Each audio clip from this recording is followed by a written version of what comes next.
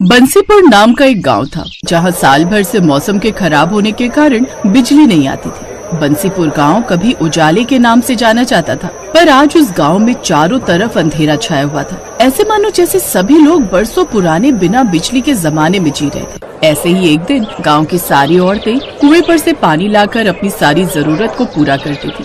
ऐसे ही एक दिन आहा, थक गई रे, मैं तो साल भर से इस कुएं से पानी खींचते हुए परेशान हो गई। अब ना खींचता मुझसे इस कुएं से पानी, मेरे तो कमर में दर्द रहने लगा। अब दर्द हो या कुछ भी हो बहन, घर के काम तो सारे करने ही पड़ेंगे। ये भी कुआं है जिसको एक साल पहले कोई देखता तक नहीं था, और आज देख लो इस कुएं की कितनी अहमियत है। सही कह रही हूँ बहन, जब से गांव की बिजली गई है इस कुएं ने अपनी अहमियत बता दी है, और बिजली न आने से सारी बिजली से चलने वाली चीज बंद पड़ी है। बस काम में आ रहा है तो बस ये कुआं। काश उस दिन गांव में वो तेज तूफान और आंधी ना आई होती जिस वजह से तार टूटकर बिजली का ट्रांसफार्मर ना पुकता, तो आज हमारे गांव में भी बिजली होती।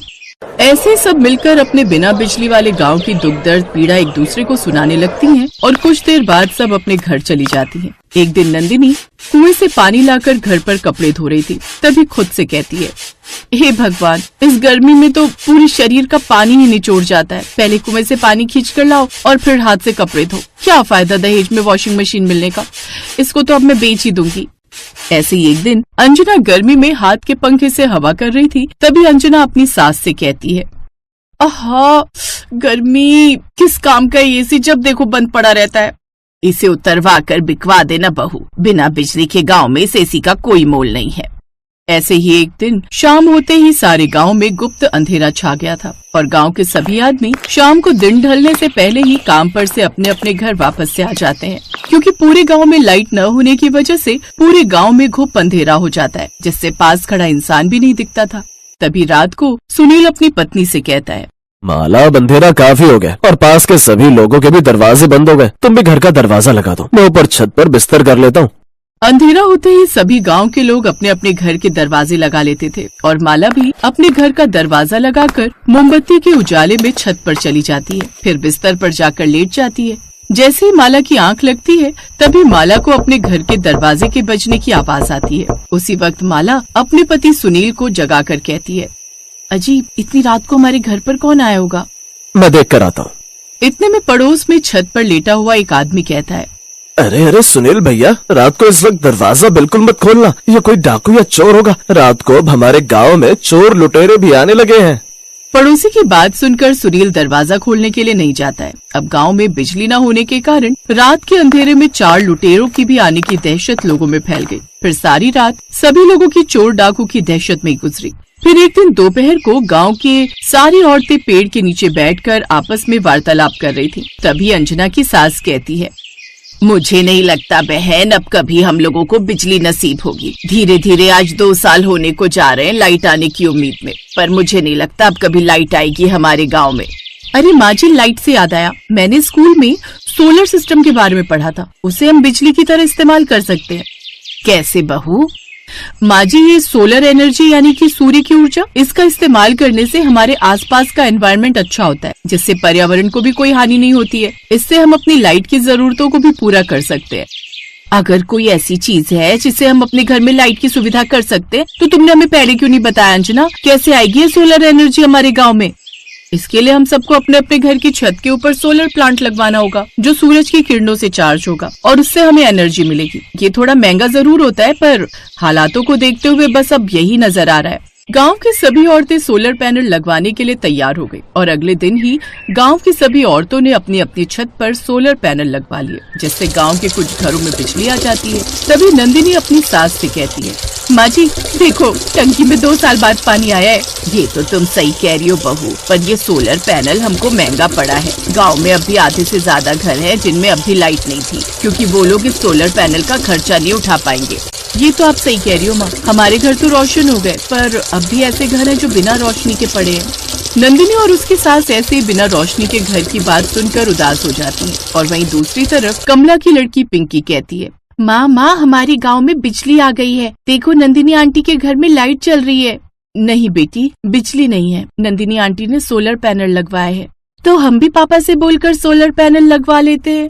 नहीं बेटी, हमारे पास इतने पैसे नहीं है जो हम सोलर पैनल लगवा सके। ऐसे ही गांव के किसी घर में लाइट आ रही थी तो किसी घर में नहीं थी। यही सिलसिला जारी रहा और एक दिन फिर से गांव की सभी औरतें उस पेड़ के नीचे बैठी थीं और आपस में बातें कर रही थीं। नंदिनी भाभी, अब तो एसी की हवा में अच्छी नींद आती होगी तुमको। तुम्हारे घर में तो लाइट आ गई और एक हम है, पूरी रात 1 मिनट को आंख नहीं लगती गर्मी के मारे। क्या मजे आ रहे हैं कमला दीदी, कर्जा लेकर लगवाया था ये सोलर पैनल, अभी तक नहीं उतरा सर से कर्जा। बड़ा ही महंगा पड़ा ये सोलर पैनल, इससे अच्छी तो हमारी लाइट ही ठीक थी। कमला और नंदिनी की बात सुनकर अंजना कहती है, मैं ये सोच रही थी क्यों ना हम लोग गांव में बिजली लाने का ही कुछ जुगाड़ करें। पर हम गांव में बिजली कैसे ला सकते हैं जब आज तक मर्द लोग इस गांव में बिजली नहीं लेकर आ सके। हम मर्द लोगों से कम है क्या? वैसे भी गांव में बिजली मर्द नहीं बल्कि हमारी शिक्षा लेकर आ सकती है। आप लोग कहो तो हम लोग कल ही बिजली दफ्तर चलते हैं और अपने गांव में बिजली ला कर दिखाएंगे। अंजना की बात सुनकर गांव की सारी औरतें राजी हो जाती हैं और अगले दिन ही गांव की सारी औरतें बिजली दफ्तर चली जाती हैं। सभी औरतों ने मिलकर सरकारी दफ्तर में जाकर बिजली की अपील की और सरकारी कर्मचारी ने अंजना को एक फॉर्म भरने के लिए दिया।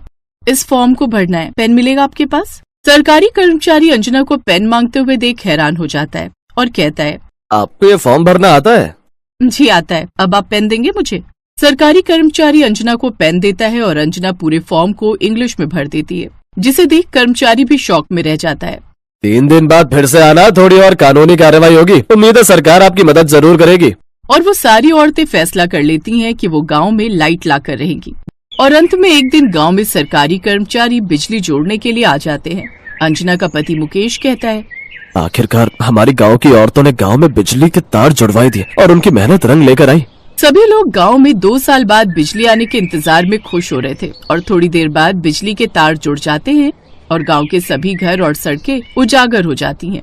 ये लाइट आ गई। सभी बच्चे लाइट आने की खुशी में बाहर सड़क पर रोशनी में नाचने लगे। पूरे 2 साल बाद बंसीपुर गांव में लाइट आई थी। अब घर में पड़ी सूखी टंकियों में भी पानी आना शुरू हो जाता है और गांव के सभी लोग रात को सड़कों पर खड़े होकर लाइट का आनंद ले रहे थे।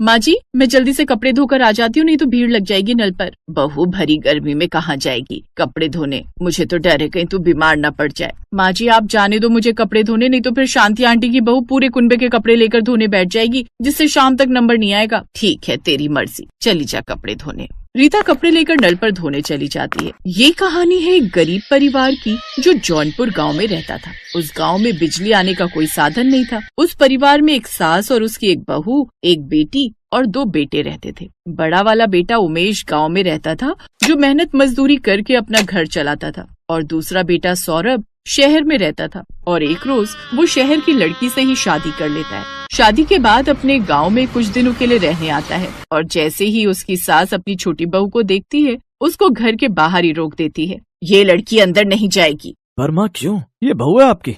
तुमने शादी करने से पहले अपनी माँ को एक बार भी बताना जरूरी नहीं समझा। माना माँ मेरी गलती है, पर मुझे माफ कर दो।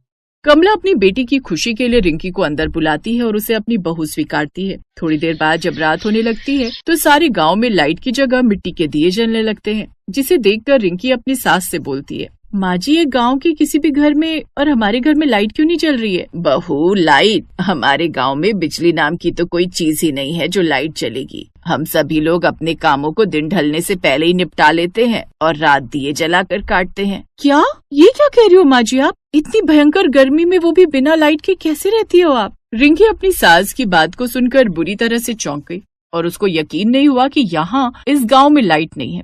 फिर आधी रात को रिंकी अपने पति को जगाती है। ये कहाँ लेकर आ गए हो तुम मुझे? मैं चैन की सांस भी नहीं ले पा रही हूँ। पता भी है कितनी गर्मी लग रही है। अरे यार रिंकी सो जाओ, ये कोई समय उठाने का? आंख बंद करके सो जाओ, नींद आ जाएगी। सौरभ ऐसे बोलकर सो जाता है और रिंकी सारी रात करवट बदलती रही और पूरी रात गर्मी की वजह से सो नहीं पाई।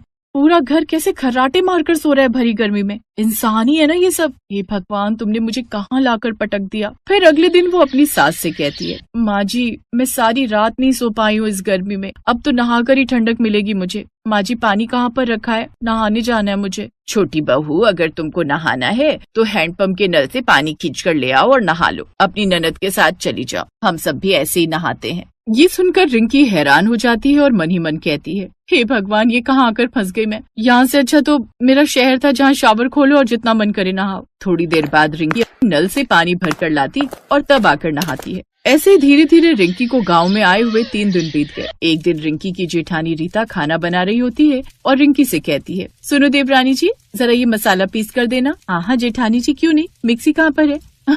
अरे देवरानी जी, आप भी कैसी बात करती हैं? हम लोग तो सिलबट्टे पर मसाला पीसते हैं। ये क्या होता है जेठानी जी? ये बिना लाइट के चलने वाला जुगाड़ है देवरानी जी। इस सिलबट्टे पर पिसे मसाले की सब्जी भी एकदम दमदार बनती है। जब रिंकी रीता को मसाले पीसते हुए देखती है कि क्या आफत है, पत्थरों से मसाले पीसते हैं यहाँ के लोग, छी, अभी तो पता नहीं क्या क्या देखने को मिलेगा। एक रात रिंकी के पेट में अचानक दर्द हुआ जिससे उसे पोटी आने लगी, लेकिन घर में रात को पानी भी खत्म हो गया था और नल भी दूर था। माँ जी, मेरे पेट पे बहुत तेज दर्द हो रहा है और पानी भी नहीं है घर में। माँ जी कुछ करो जल्दी से। क्या माँ जी कर रही है? किसने बोला था रात को इतना ज्यादा खाने के लिए?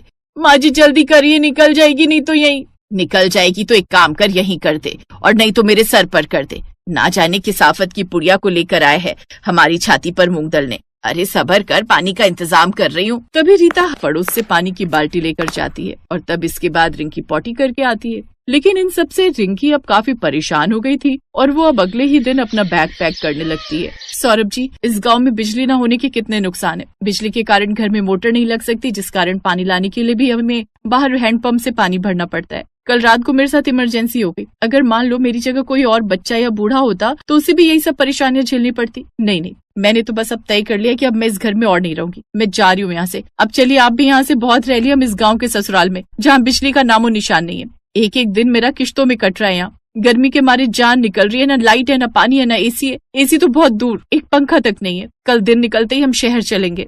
देखो रिंकी, यहाँ मेरे माँ बाबूजी हैं और मैं उनके पास कुछ दिनों के लिए रहने आया। तो मेरे लिए थोड़ा गर्मी बर्दाश्त नहीं कर सकती? अरे ये भी तो इंसान है। रह रहे ना, अगर मेरी खुशी के लिए कुछ दिन रह लोगी तो कोई पहाड़ नहीं टूट जाएगा। रिंकी पत्नी की खुशी के लिए गांव में बिना बिजली के रहना सीख जाती है और सबके साथ मिलजुल कर रहने लगती है। ऐसे ही 1 हफ्ता गुजर जाता है और फिर एक दिन सुनीता, माँ जी देखो ना, मैंने कितने मन से पालक पनीर बनाया था, सब गर्मी के कारण खराब हो गया। काश भाभी हमारे गाँव में भी बिजली होती तो एक फ्रिज होता जिससे ये रोज रोज का नुकसान नहीं होता। बेटी, इस गांव में कभी भी बिजली नहीं आने वाली। पूरी जिंदगी निकाल दी मैंने अपनी ऐसे ही। वहीं खड़ी रिंकी अपने परिवार की परेशानी देख मन ही मन ठान लेती है कि अब इस गांव में वो बिजली लाकर ही रहेगी। माँ जी, अब इस गांव में बिजली की सुविधा ला कर रहूंगी, जिससे इस गांव को और हम लोगों को बिजली के कारण होने वाली सारी परेशानी से छुटकारा मिल जाएगा। बस बस रहने दे बहू, तू इतने बड़े बड़े गांव के मुखिया यहाँ बिजली ना ला सके, तू बिजली लाएगी यहाँ। माँ जी, मैं आपसे और सभी गाँव वालों से वादा करती हूँ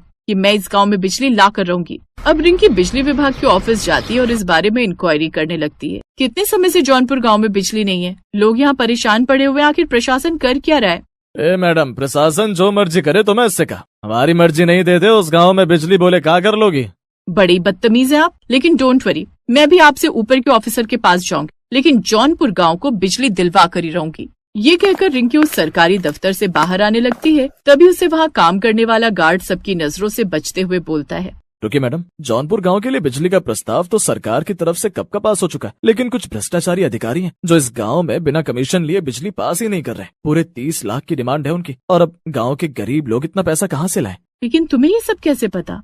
क्योंकि मैं भी उसी गांव में रहता था, लेकिन बिजली न होने के कारण मेरे छोटे छोटे पोता पोती को काफी दिक्कत होने लगी थी, जिस कारण मुझे मजबूरी में वो गांव छोड़ना पड़ा। और यहाँ नौकरी करते हुए मुझे पता चला कि गांव तक बिजली न पहुंचने का असली कारण भ्रष्टाचारी लोग हैं। ओह, तो ये बात है। इसका मतलब भ्रष्टाचारी लोग जौनपुर गांव और बिजली के बीच रोड़ा बने हुए हैं। लेकिन अब मुझे उस रोड़े को बीच से हटाना ही होगा। आपको मेरा एक काम करना होगा। क्या आप मुझे उस अधिकारी से मिलवा सकते हैं? हाँ बिटिया, अपने गाँव की भलाई के लिए मैं कुछ भी करूँगा। रामदीन यानी कि वो गार्ड रिंकी को उस अधिकारी से मिलवा देता है। ओ, तो आप कानपुर गांव को बिजली दिलवाना चाहती हैं? ठीक है, मिल जाएगी, लेकिन इसके लिए आपको पूरे 30 लाख रुपए देने होंगे। बोलो, दे पाओगे इतनी कीमत?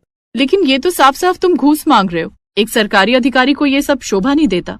ए ज्ञान की देवी, हमें तेरा ज्ञान नहीं सुनना। अगर देना ही चाहती है तो रिश्वत दो हमें, वो भी पूरे 30 लाख रुपए। रिंकी ने उसकी ये सब बातें अपने फोन में रिकॉर्ड कर ली थी। अब वो सीधा पुलिस के पास जाती है और उसे जेल में डलवा देती है। अब ये बात मीडिया में आग की तरह फैल जाती है, जिसके बाद जौनपुर में जल्दी से सरकार की तरफ से बिजली पहुंचा दी जाती है। रिंकी ने जैसा बोला था वैसा ही कर दिखाया। उसकी शिक्षा और ज्ञानता के कारण अब उस दिन से पूरे जौनपुर गाँव में बिजली आ जाती है। Best buddies. Hello friends. Thanks for watching this video. अगर आपको ये वीडियो पसंद आया है तो प्लीज लाइक, सब्सक्राइब, कमेंट्स करें इस वीडियो पर और हाँ, शेयर करना भी ना भूलें। और भी मजेदार वीडियो देखने के लिए नीचे दिए गए बेल आइकॉन को दबाएं। देखते रहिए बेस्ट बडीज।